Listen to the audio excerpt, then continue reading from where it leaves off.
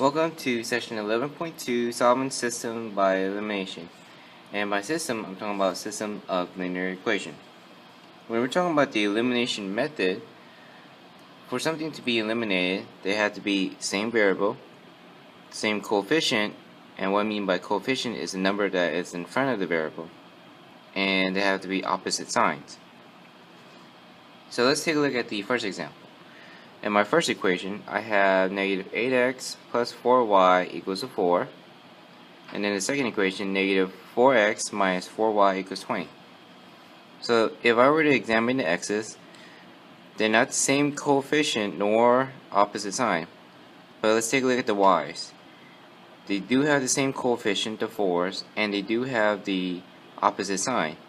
So that means that the y's will be eliminated, will cancel out.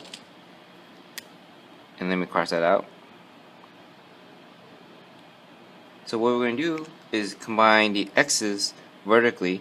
So negative 8x minus 4x will be negative 12x. And then 4 combined with this positive 20, meaning I'm going to add them, equal to 24. And then in order to solve for x, divide both sides by negative 12. So x is negative 2. Alright, once I finish solving for x, I still gotta solve for y. Now, you can use any of these two equations to solve for y once you solve for x.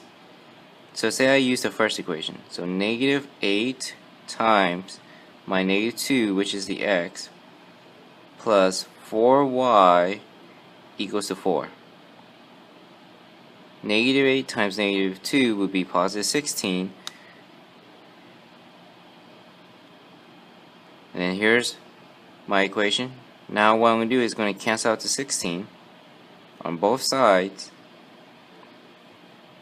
So it's going to be 4y equal 4 minus 16 will be negative 12. Divide both sides by 4. And my y value is negative 3. So my final answer is x equals to negative 2, y equals to negative 3. Now, if you were to write it as a coordinate point, you can simply write it as negative 2, comma, negative 3. So again, you can simply box x equals negative 2, y equals negative 3. Or you can simply write it as a coordinate point. X comes first and then y comes second.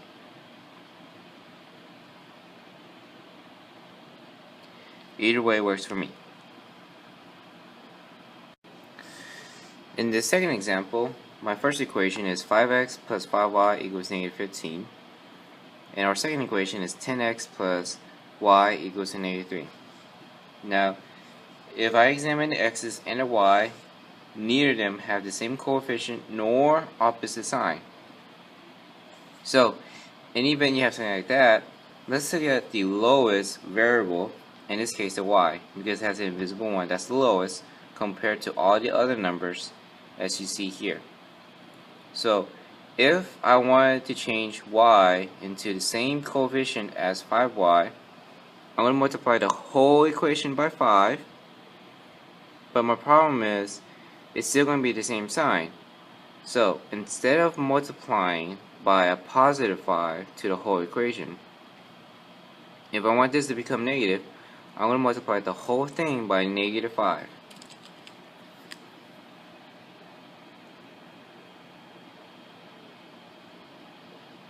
So again, I'm multiplying the whole equation by negative 5. It will be negative 50x. Now it's going to be minus 5y equal negative 5 times negative 3 will be positive 15. And my first equation stayed the same.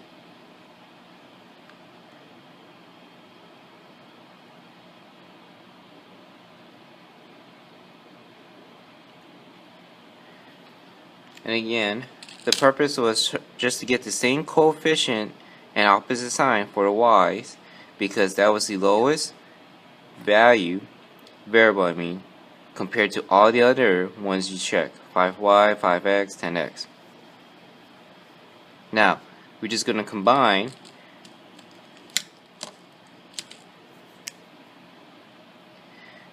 See, if you look at the y's, it's the same coefficient opposite sign, so the y's will be eliminated, cancel out. I'm going to combine my x's. Positive 5x minus 50x would be negative 45x equal negative 15 plus 15 because it's positive, that would be 0. Divide both sides by negative 45. X will equal to 0. So when it's 0 divided by a number, it will be 0. Now after that, we're going to use the x value, and you can plug into any of the equation.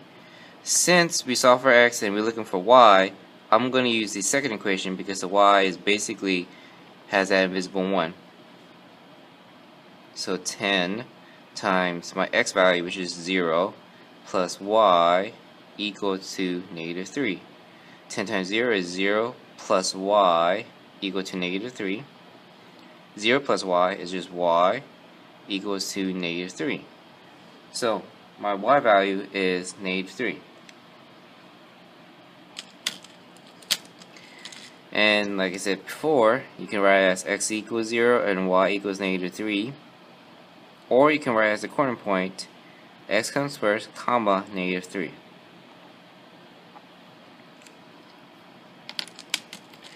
Now either form works for me.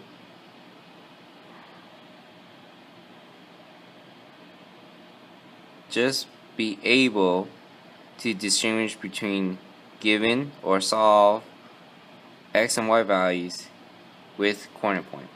Now the one thing I want to cover is that be very careful when it's a minus y. If this is a minus y, 0 minus y will be a negative y. And then when you're solving, you always want to have your x and your y a positive x and y, not negative. Once you get towards the end, make sure it's a positive y and a positive x. Once you have that, that means that you found your answer and then you're finished.